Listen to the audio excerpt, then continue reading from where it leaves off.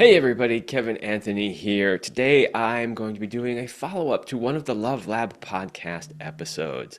Recently I had somebody on named Jessica Gold, and we talked a lot about men who are more in the right brain, science world, and how they can get out of their heads, get into their bodies, improve their sex life. But there were some really interesting things about Jessica, her background, and also the work that she's doing now with men that we didn't have time to get into in that episode. So I wanted to do a few follow-up videos here to get into those subjects a little bit deeper. So Jessica has been kind enough to come back on with me and talk about these things. Welcome, Jessica. Thank you. I'm so excited to be here again. Thank you very much. So one of the things that I found really fascinating when we were talking was your background, spending time in different tantric spiritual communities. And so I'm trained in Tantra. I went through a certification, but I didn't live in a Tantra community.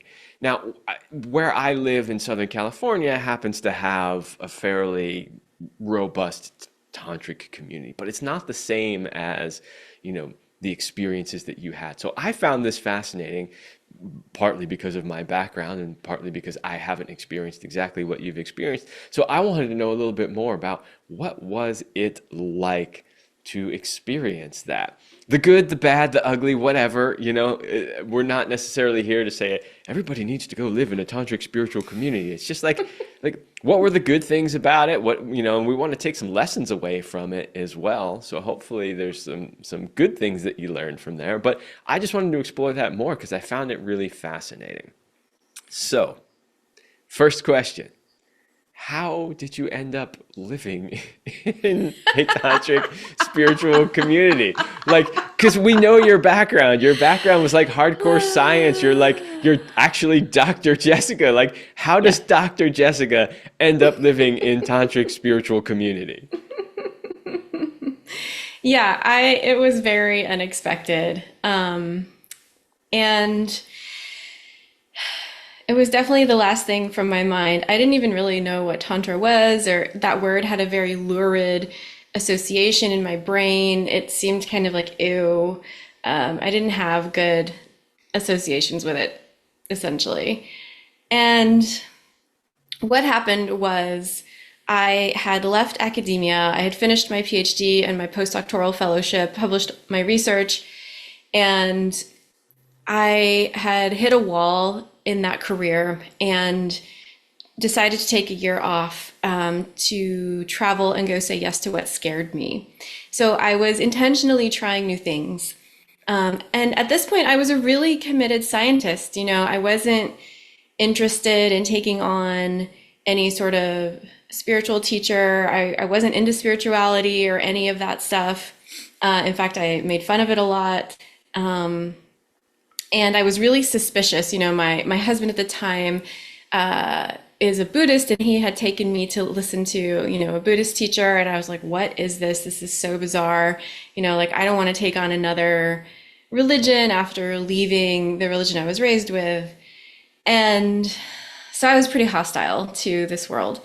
But over the course of a year of putting myself in uncomfortable situations all over the world and saying yes to things that caused, if something triggered me or activated me or caused me to reflexively say no, I said yes. And that might be in and of itself a controversial practice. I know today it's all about listen to your body, listen to your intuition. But for me, my intuition, my body was so fear-based. I was really afraid of a lot of stuff, and I had found that it was keeping me imprisoned. And I wanted to find my true intuition, my true north, and stop letting fear guide me. So one of the invitations I received in the course of that year was from some friends of mine who were teaching at a school, a tantric yoga school. And they said, why don't you come do a workshop? And I looked at the workshop description and I was like, oh, I'm going to hate that. That looks terrible. Like, I am So not let's go. exaggerating. Yep. Yes. And then I was like, oh shit, that means I need to go and do it. But you have to understand at this point, I felt really resourced. I have a PhD, a skeptical mind. I was well versed in, gender fluidity. I wasn't about to just take on some random bullshit. So that's really fascinating because I don't know too many people that like make a list of all the stuff that scares the shit out of them and then just like, all right, we're going to check it off the list. Most people want to go in the opposite direction. So kudos to you for challenging yourself and doing something that was really an edge for you. Uh, for most of us, our time, our resources are somewhat limited, right? So like, we get invitations to do certain things and we have to pick and choose what we want to do. And the fact that you looked at that and said, I'm going to hate this, and then decided that was where you were going to put your time, energy, and resources, that's pretty amazing, actually. So, of course, that begs the question, so you get there, did you hate it?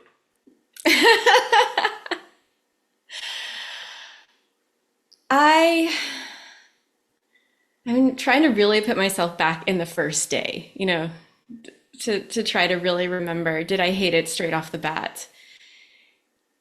And I think it seemed kind of, what's the word?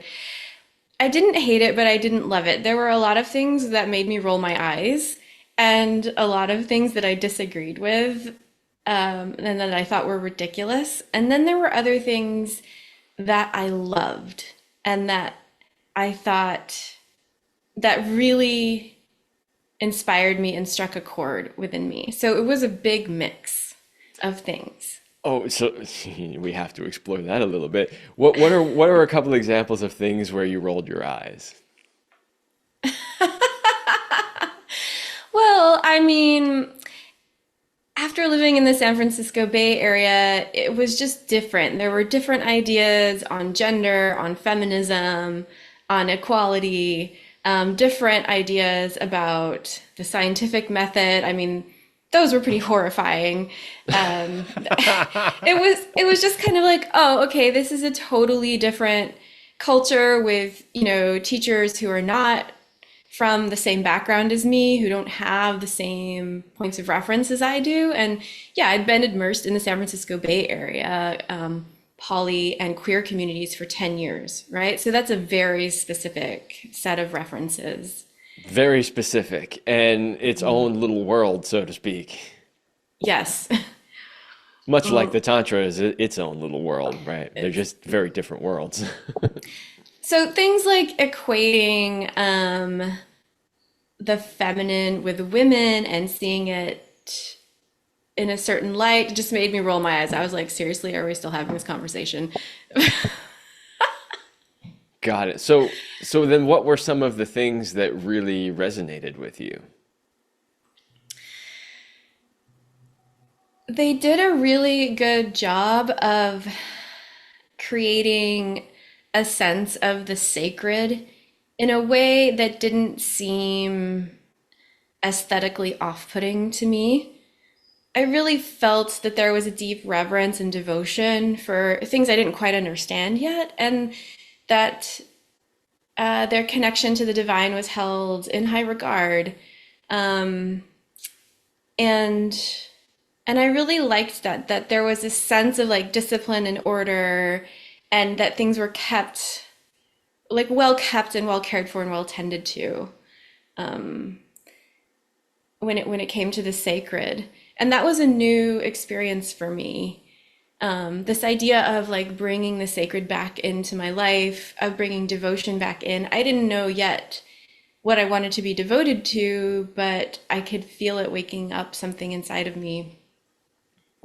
Another thing that just struck a chord with me was they did a great job of really being very nerdy and rebellious when it came to sexuality. And that is something that I had been doing already for the past 10 years, exploring a lot in my life in the Bay Area.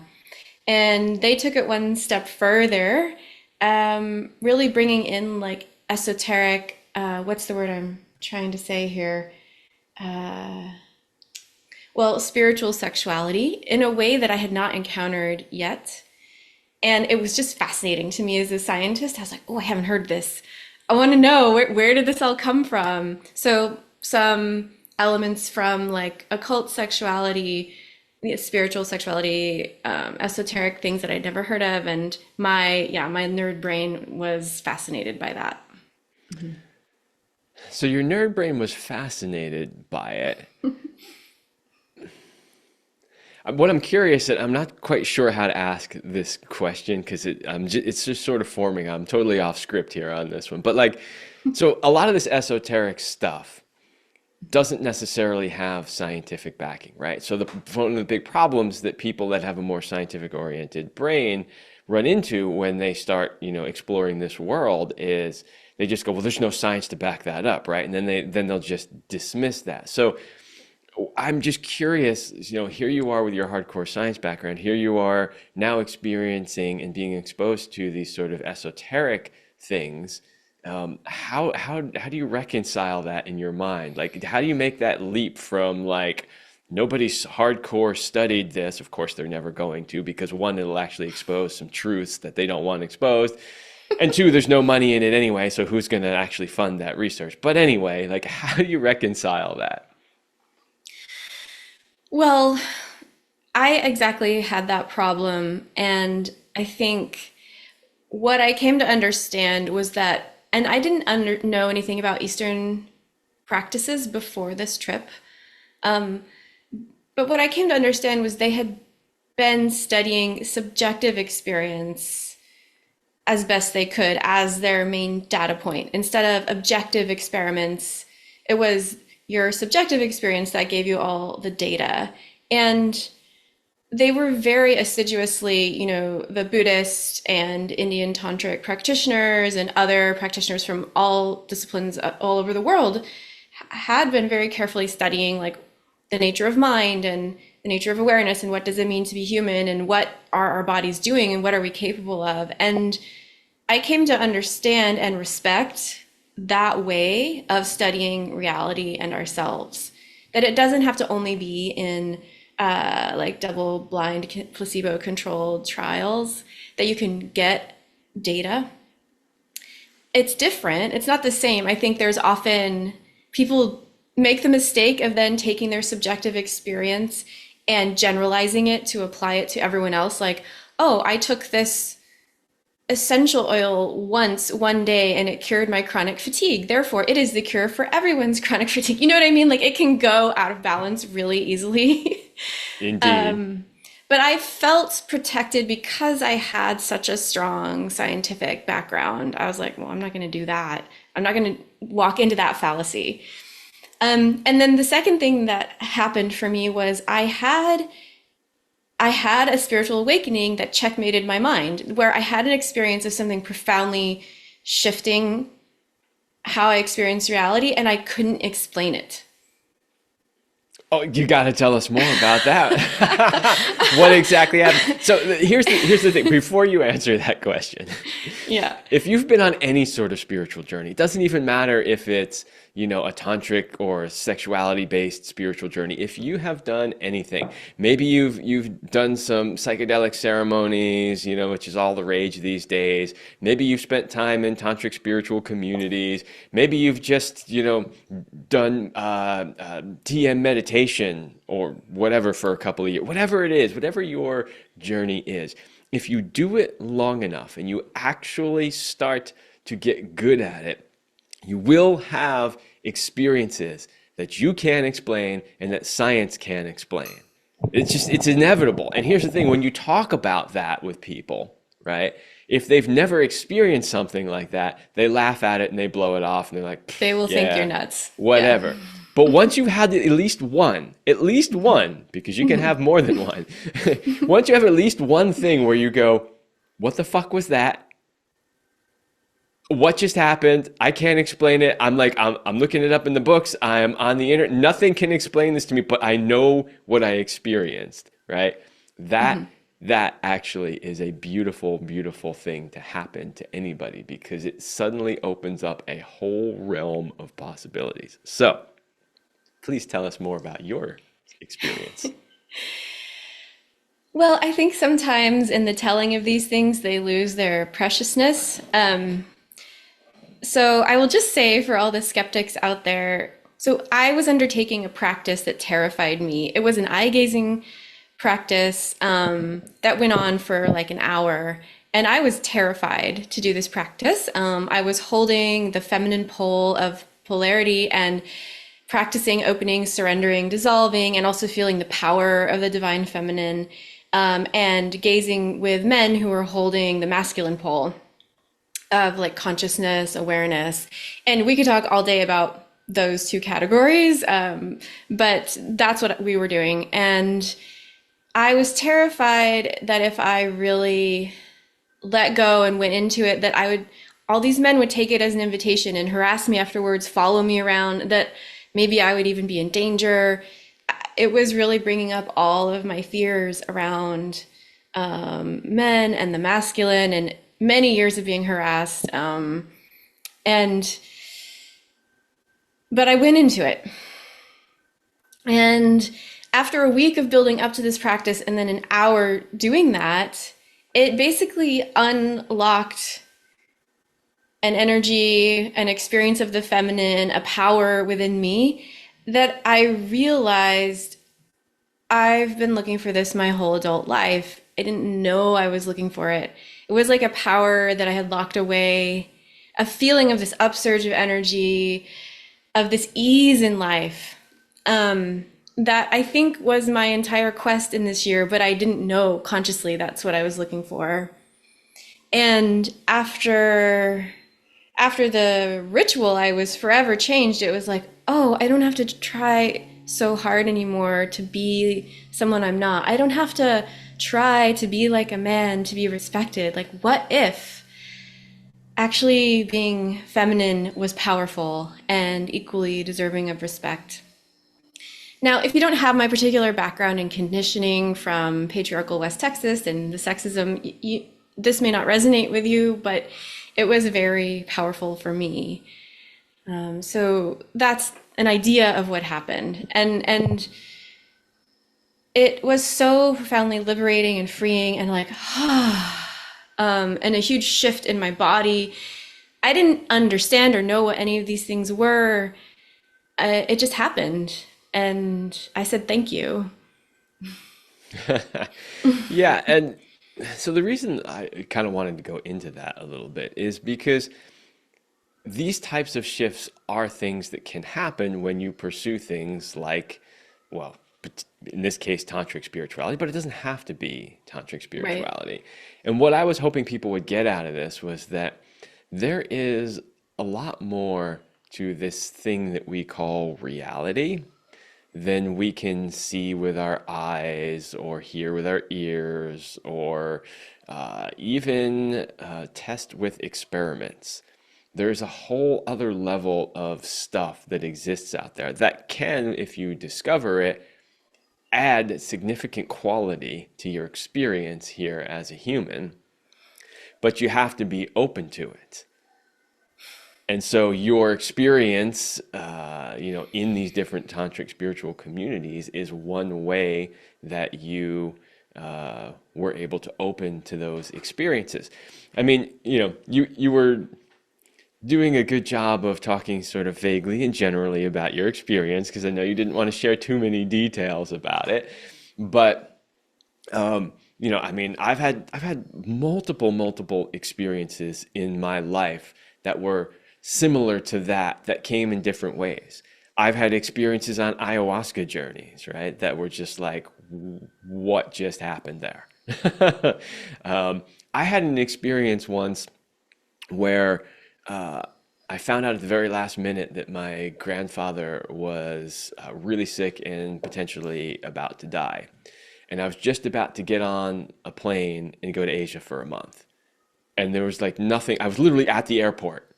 And there's nothing I can do to change this right now.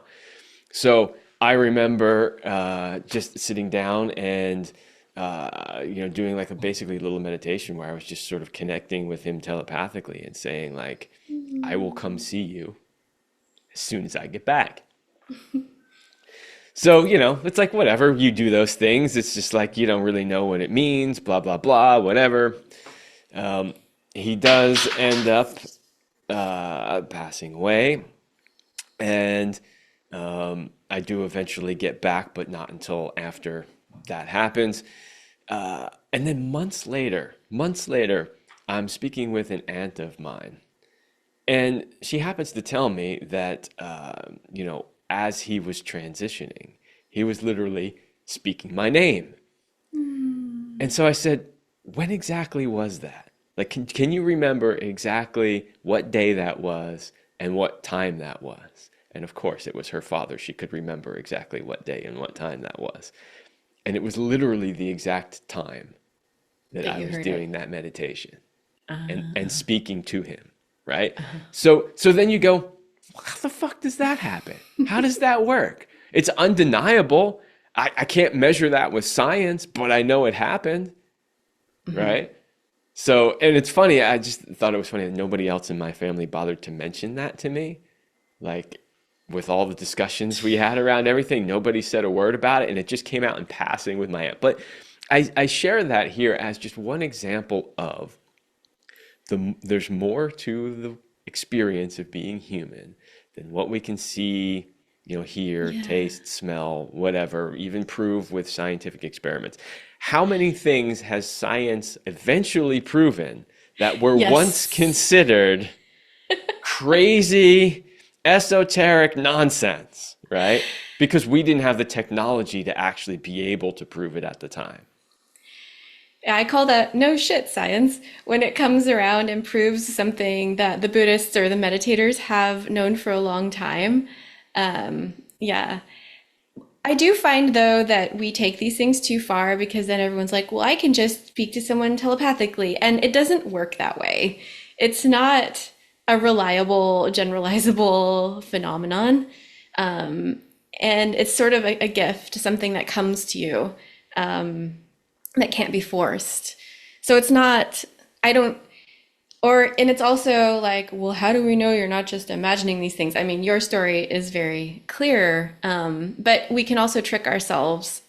And so I think it's important to talk carefully about this side of life, in my opinion. Well, of course, it's always important to talk carefully, and the story isn't meant to imply that anybody can just do this anytime. The reality is we don't really understand how things like that work, and Yeah. because we don't understand how they work, we can't repeat it accurately. Like we can't say here's how you do it, right? Like we don't know. Like some people can do it, some people can't. But Yeah.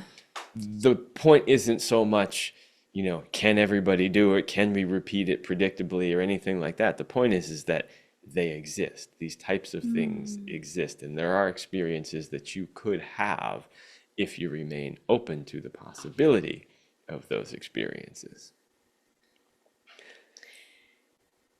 And for me, this awakening, this shift in how I experienced life, I think sometimes I hear those stories and I'm like, oh, that's a cool thing, but what is the point? For me, the shift remained and it remained steady, and I stayed to integrate it. And it profoundly changed the course of my life and how I relate to myself and to others. So it was a lasting experience. And I think that also is rare to integrate these things in a way that you can actually that can change your life, that can help you, show up with more love, have better relationships, and feel happier about your life and yourself. Yeah, absolutely. I mean, anytime we are on a quest to pursue change, we hope that when positive change occurs, that it does stick with us. Otherwise, what's the point, right? I was actually just having a conversation with a friend earlier this morning about somebody that we know in common, and she's like, and he, did this and did that, and I said, we've known this individual for decades now. He's been exactly the same the entire time. Why are you surprised by his behavior? Right? That is an example of hopefully what doesn't happen, right? So, in other words, we're embarking on this journey we call life, and we are seeking out experiences like potentially being in a tantric spiritual community. And we hope that these experiences have positive impacts on us and that the impact of those experiences lasts with us. So, I'm happy to hear that that indeed was the case for you. Mhm. So, just to kind of sum up, since we're talking about basically your learning experiences, um, what were, I would say, what were some of the biggest lessons that you learned from it? They could be good lessons, or, it could be like, oh, I learned that I should do this, and that's amazing. It could also be, oh, I learned I should never do this, right? Like, what were some of the biggest lessons that you took away from that experience? Um, the time I spent in the spiritual community or the awakening moment? Well, so you said that you spent time in several different spiritual communities. So this is kind of just like an amalgamation of what you learned from this experience. Like, what were some of the highlights? Right. So I really want to clarify for people because I think, I work with people, a lot of people who are starved for affection or sex or struggling in their relationships. And there's this idea of like, oh, was this just like a sex thing? Because Tantra seems to equate with sex a lot to people. And that was not at all what this was about. Um, what I learned was that the classical tantric tradition, even today, I have people say to me, they say, "What would you love to do if you weren't coaching?" And I'd be like, "Well, I would like to continue pursuing my studies in classical tantra." And they don't get it that that has nothing to do with relationships or sexuality. But what we were doing was studying awareness and looking within ourselves to uncover our own patterns and habits and beliefs and narratives about reality that are keeping us stuck. So it's a path of awakening from suffering. And for me, at that time as a scientist, I had no training in personal growth work, no awareness of this field, and I didn't realize that what the tantrics were studying was awareness, like the ability to be aware of your thoughts rather than stuck in them, and the ability to work with your emotions skillfully rather than having them control you and wreak havoc in your life. So I undertook a 4-year course of study in different communities, living full time, living and studying and practicing in shadow work, personal growth work, sacred sexuality practices. That was part of it, but also like Kundalini, not Yogi Bhajan Kundalini, a totally different strain, studying non dual philosophy, the non dual metaphysics of classical tantric tradition, and so many other domains like breathwork, pranayama, ritual. We were doing fasts. We were getting up before sunrise to go to the ocean and say mantras. And I mean, it was a very intensive time of practices. And I think the highlights that I took away, there are so many. I think one is an understanding that the shaming of our sexual selves is an artifact of Western culture and recent religion, and that it doesn't have to be that way. And that in fact, when we can integrate our whole body, integrate and love our whole body, all of our energies, our whole self, that it is profoundly more powerful. And that in fact, that's been taken from us and shamed in order to control us.